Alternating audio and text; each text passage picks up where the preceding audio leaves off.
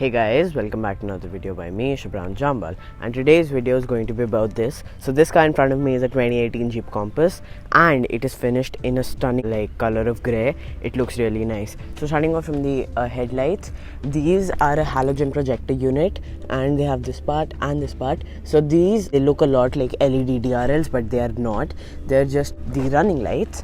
We have a strip down here and the turn indicator as well as the fog lamp, as well as this pretty neat design which is carried on to the grille, and you can find many parts of the car. It's like a hexagonal design, looks pretty cool. We have the Jeep logo up here which actually looks pretty nice, and with the classic 7 slat grille, it gels in really well. Like if you take a look at this from the top, it looks really nice. So now moving on to the side. As we come on to the side of the car, the first thing we notice is this Compass logo.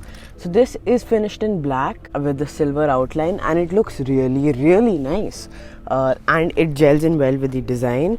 We have the wheels down here which are काफी basic 5-spoke wheels. They have a 5 lug nut design and a chrome Jeep in the middle, and we have the wheel arches which are squared. And this car is a front wheel drive monocoque crossover, not an SUV, mind you, a crossover. We have the doors over here and the keyless entry is on this side as well as the driver side, so you can press that. The key is actually in there right now. Now coming back to the back, we have a chunky place where the metal is there.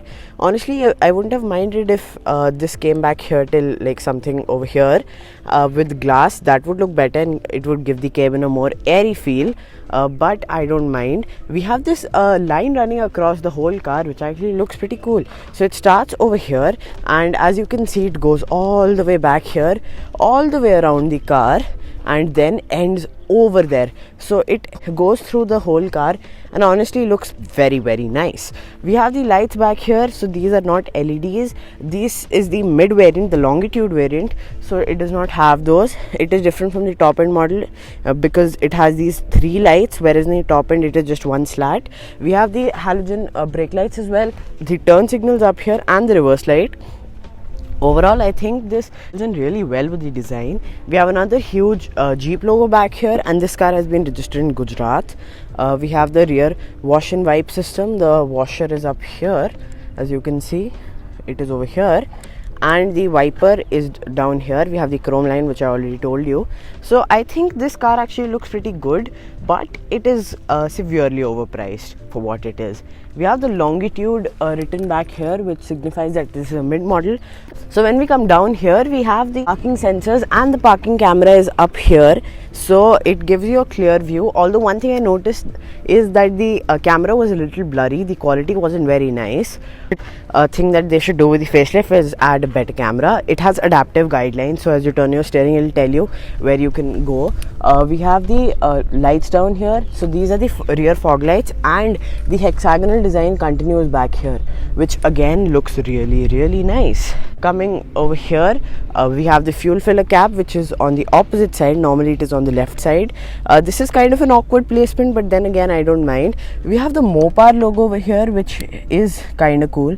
Like if you can see right now, Mopar. So Mopar is the performance division of Dodge.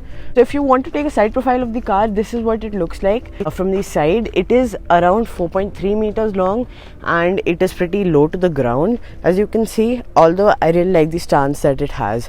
These mirrors, they have a line over here, so that looks pretty nice. You can see the metallic finish on the paint right now over here, as you can see. We have the LED turn signals over here. These also look pretty nice. And now moving on right into the interior. So starting off from the interior of the Jeep Compass, the first thing that we notice is the steering wheel. The steering wheel looks really nice. We have the Jeep over here. We have a metallic finish around it, a shiny plastic over here.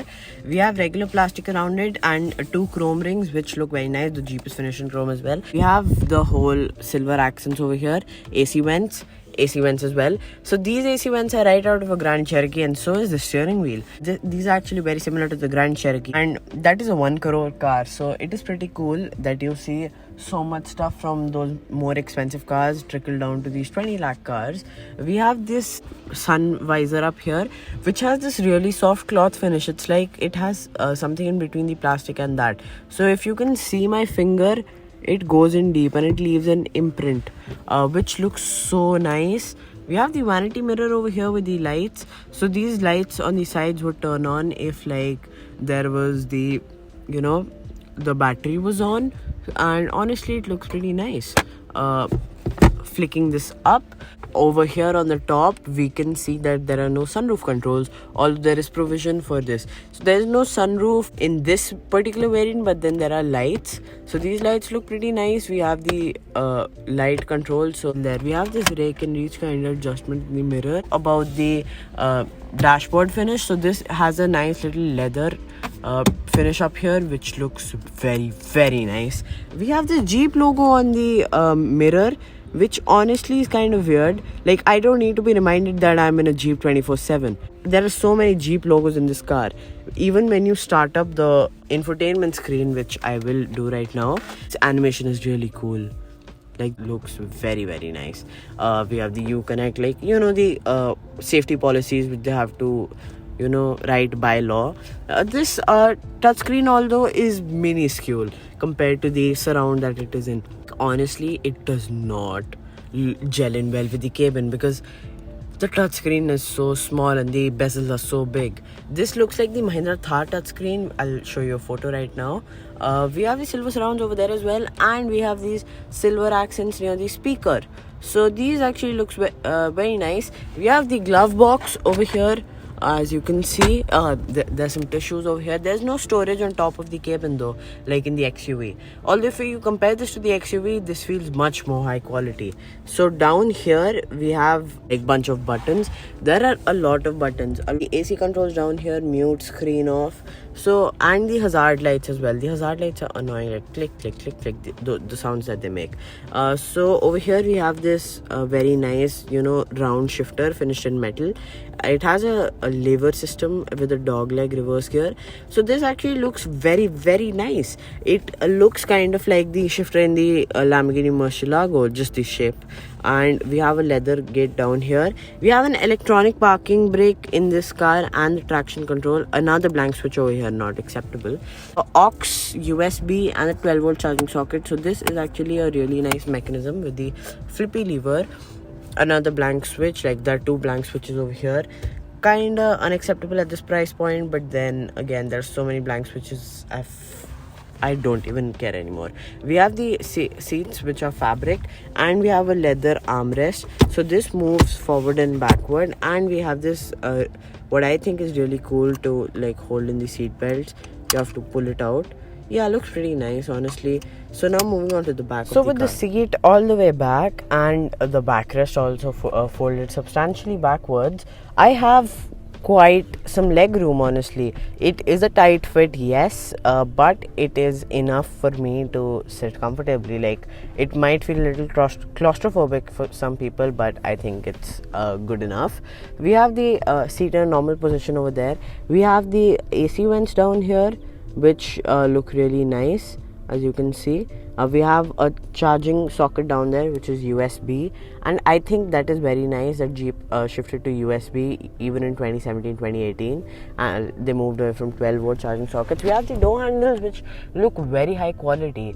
However, I am not sure how they will last up in Indian summers, because Indian summers are very hot, and this is metal, and metal gets very hot because of heat. So that is a concern I have. We have this armrest over here, which is pretty nice. So if I am sitting down here, as you can see, we have a twin cup holders and space for a phone, so you can place your phone over here. This is just a case. Yes, so you can do all of that. We have the switch for the power window over here, which is pretty nice. Another one of the same. We have some soft finish plastic, which looks very nice. And this car only has 2 airbags. However, the top ends have 6 airbags, so there are pillar airbags in the top end, are not available in this car. Anyways, now moving on back outside. Alright, so my final verdict of the car. I think this car is really, really nice. It feels high quality. It has a good engine, 140 horsepower for the diesel, and it has a very nice design as well. Like I already told you, the profile looks very nice. The way it looks, I really like the way it looks. However, it is overpriced for what it is. Like, if you're paying 20, 25, almost 30 lakhs with top end, Trailhawk variants with the automatic, I just think that it's not worth it anymore. Like, if you're paying 30 lakhs for a Jeep Compass, you might as well go in for a base model Ford Endeavour. That is a way bigger car. That looks better, that feels better, it is more powerful. And when you're in the 30 lakh price range, you can buy a second hand Mercedes, like a GLA or a GLC or something, which is there, like, crossovers, and those are just about 4 or 5 years old. They will be available for 30 lakhs easily, and you can find a lot of better cars for 30 lakhs out there. So I would say that this car is very nice, it sells really nice, however it is overpriced. So that's it for today's video. Thanks for watching. Please don't forget to like, share and subscribe. I'll meet you in the next one. Peace.